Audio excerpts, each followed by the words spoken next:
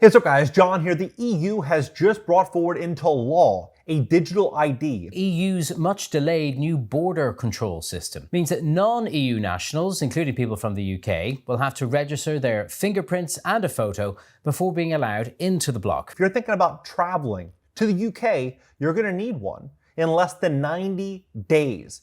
They've issued a date sometime in November. It's not a firm date just yet, so it's actually going to be 70 days from now. This is here. This is basically right now. In America, they're bringing forward something called the Real ID, which is coming into law next year. You'll need this to travel anywhere throughout America. Changes are coming to travel requirements if you want to fly within the United States. The new deadline for domestic flyers is now May 7th, 2025. Make sure your state-issued driver's license or ID card is Real ID compliant. And if you don't, you won't be able to board flights or access federal facilities. Now, they've talked for a very, very long time about, social credit and things like that. And, a year, 2 years, 3 years ago, that would have seemed far-fetched, tinfoil hat type of conversation. But now, it's getting a lot more real. It's getting a lot more real. A Chinese-style social credit system is coming to America. This came out May of 2024. Came out just a few months ago. Then, they kind of peppered this in a few years ago saying America's own social credit system coming soon. Well, it's here now. It's here now. I'm going to break this down and show you. Look at the website. It doesn't get any more legit than this. gov.uk. Gov.uk. Please hit the like button. Hit the like button. YouTube will share the content. Educate more people about what's actually happening in the U.S. economy, in the world economy. And if you're thinking of traveling to the UK or know anyone that is, share this video with them. Let them know what's unfolding here in this crazy, crazy new normal. Take a look at this.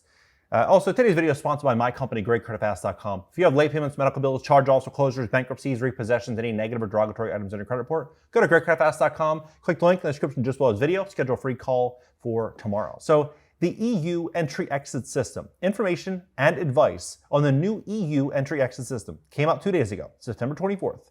September 5th, 2024. From autumn 2024, the EU will be introducing a new digital border system to strengthen the security of its external Schengen border.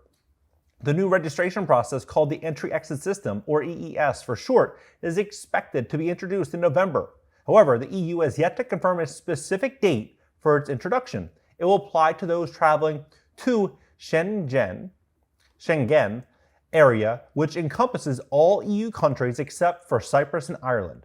Additionally, the non-EU states, Iceland, Norway, Switzerland, and Liechtenstein, are also part of this area. This will require most citizens of countries outside of the EU to create a digital record and register their biometric details, such as providing fingerprints and having their photo taken, when they enter the Schengen area. This should only take a few minutes for each person to do. British travelers will need to do this on their first visit to the EU after EES is introduced. Their record will be checked on point of entry into the Schengen area, verifying either their fingerprints or photograph.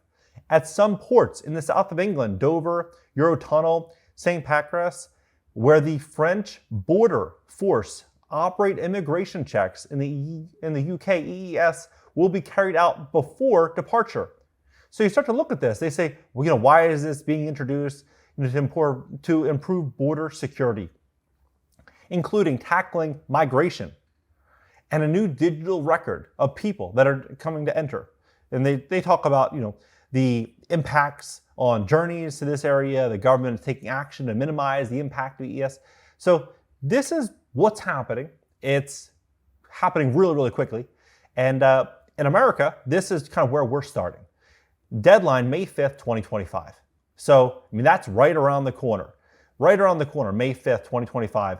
And they say that you're going to need this to basically fly anywhere domestically. Anywhere.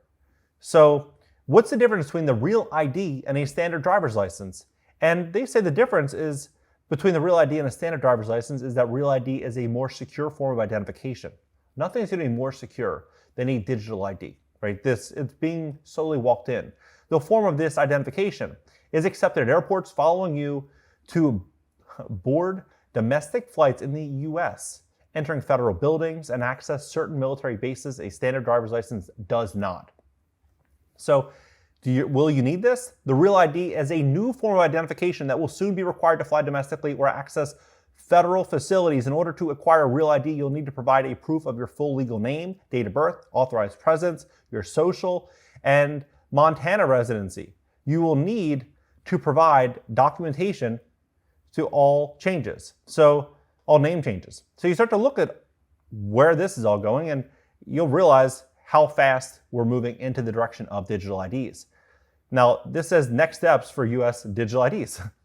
Then there's the trials and other applications like retail purchases and age verification for alcohol and tobacco purchases in Charleston, South Carolina, Nevada, respectively. In the latter case, the privacy of the individual is protected by the ability of a digital ID to provide a yes/no answer and to an inquiry if the person is old enough to make the purchase.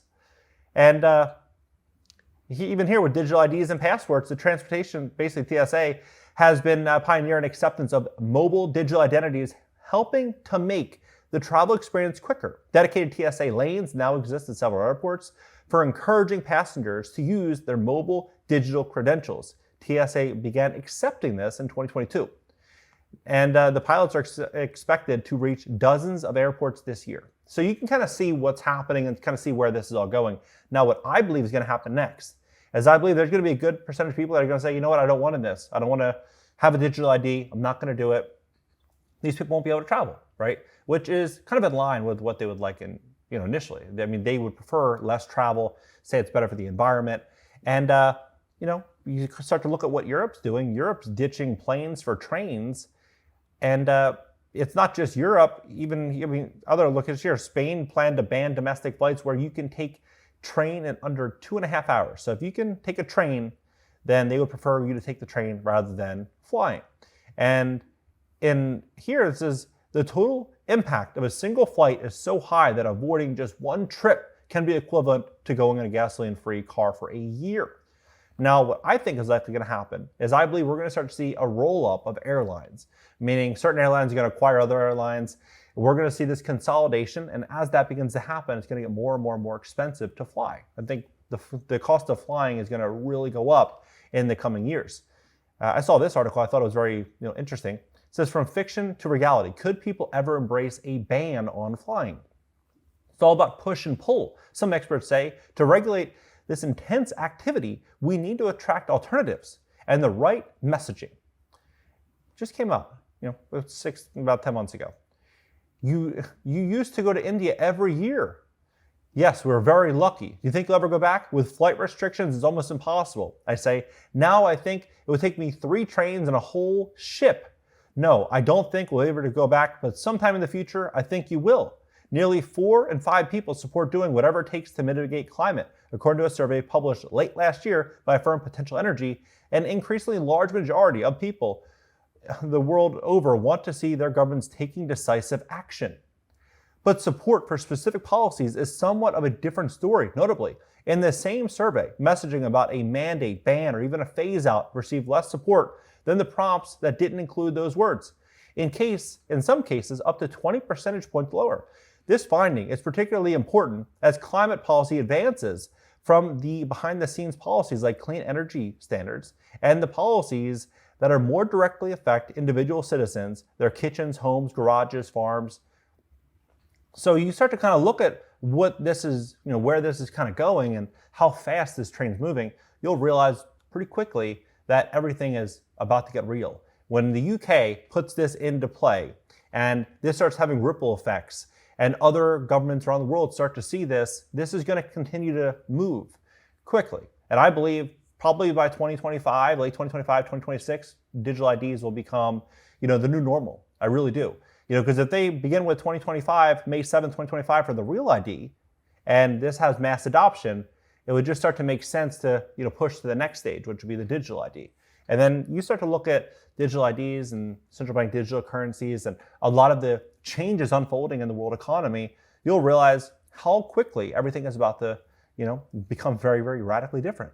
I believe that if you have money, if you are a business owner, or if you have a really strong job, a high-paying job, you're going to be able to, live life somewhat normally. But if you're, used to taking advantage of these really, really great discounted flights for, from LA to New York City for $150 on maybe Skip Lagged or one of these apps, I think that's going to get harder to come by in the years to come. So really game plan and strategize and build out a financial goal to target, because the more money you have, I think the easier the world's going to get, and the less money you have, the harder things are probably going to get. I mean, it's pretty shocking to me to see this right on the UK website, right on the UK government website, talking about how fast this is all going. I mean, it says here that the EES is the EU initiative, and the UK government has been reviewing the preparations made to date. The UK government has been working closely with the European Commission, member states, local authorities, and travel industry, taking a multi-agency approach to ensure ports are prepared for the introduction of the EES. The government has been supporting ports and carriers to make sure that they have the right technology and processes in place so EES registration can take place as smoothly as possible. Recently, the UK government provided Eurostar, Eurotunnel, and Port of Dover with $3.5 million of funding, which they are spending on more kiosk and infrastructure. Eurostar will have 50 kiosks for people to carry out checks, and these will be spread across 3 locations at the stations. It expects EES registration to be quick and easy. Eurotunnel will have 100 kiosks and estimates EES checks will add just over 5 minutes of journey times. Port of Dover will have 24 kiosks for coach passengers and will register passengers in cars using agents and tablets to make the process as straightforward as possible. I mean, you think about this as well. If you own an airport, or if you're, own an airline, this is great news for an airline, because airlines will be able to fly less, they'll be able to make a lot more per seat, they'll be able to fire a lot of their staff, people that are doing baggage checks and, working right when you walk into the airport and you have to get your tickets. All those employees are soon gonna, get replaced by these kiosks. Everything's gonna become automated. Everything's gonna become simple, easy, clean, and very, very, very profitable for these airlines. And this is the way we're going. This is the world we're walking into. What do you think about this entire situation? Do you think that 2026, 2027 is going to be like a different world? I would argue that, a blink of an eye, sometime next year, when Real ID starts and then it moves to the next stage, maybe early 2026, late 2025, things are just going to start to get kind of dystopian. Let's have a conversation about this below. Love to hear your opinion on it.